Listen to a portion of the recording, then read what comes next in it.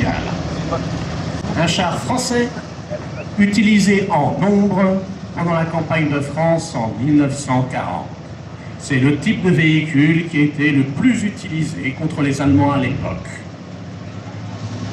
Vous allez constater que c'est un engin qui est plutôt lent, mais c'est normal puisque c'est un engin d'accompagnement de l'infanterie. Le concept français était de faire autant de chars qu'il y avait de façons d'utiliser un char.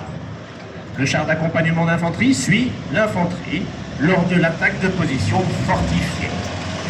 Il est donc conçu pour être plutôt lent.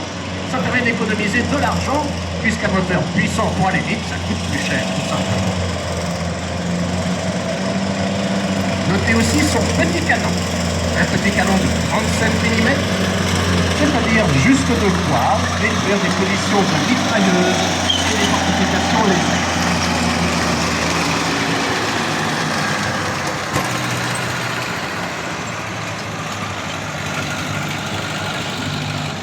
Voyez à quel point il est bariolé. C'est le véhicule le plus coloré de toute la collection. Au milieu de toute cette couleur, remarquez de chaque côté le blason avec les 3 7 à l'intérieur.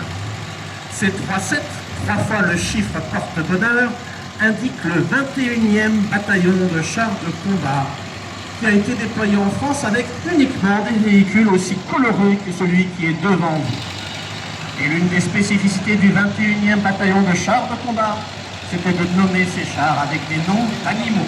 Je vous présente donc l'orang-outan. L'orang-outan faisait partie d'une section de 3 chars, avec parmi eux l'orang-outan, le chimpanzé et le gorille. Ce type de peinture était apposé dans les usines Renault à partir de 1935, mais bien entendu, très rapidement, cela va passer de mode. Et dès 1939, Renault se conforme à une nouvelle instruction qui n'autorise plus que 2 couleurs, le vert et le marron.